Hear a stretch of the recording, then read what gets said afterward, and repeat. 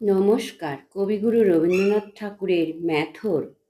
কে বলে তোমারে বন্ধু, অস্পৃশ্য অসুচি, সুচিতা ফিরিছে সদা তোমার পিছনে।